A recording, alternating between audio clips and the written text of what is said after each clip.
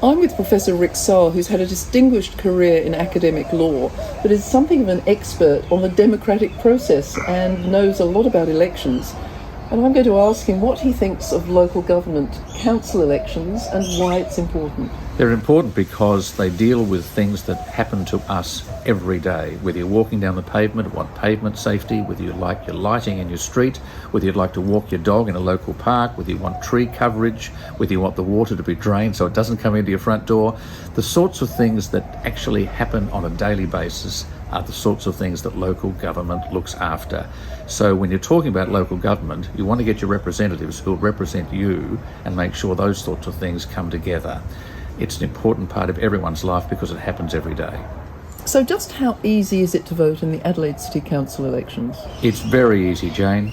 I got my letter, I opened it up, I read the instructions, I filled out the form in accordance with the preferences I wanted.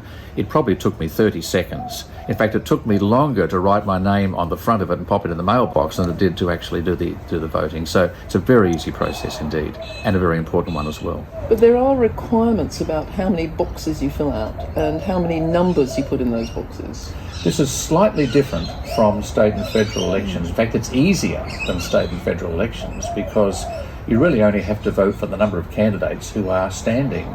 The easiest thing and best advice I can give in that instance is to vote the card of the candidate of your choice. So I'm hoping people pick up a Jane Lomax-Smith card and take her instructions about where to put their numbers. But you don't have to number every box, you just have to number a minimum number. In your ward, for example, a minimum number of 2, and of course for the Lord Mayoral position, a minimum number of 1. Thank you. And so the message for everyone is it really matters, and please vote.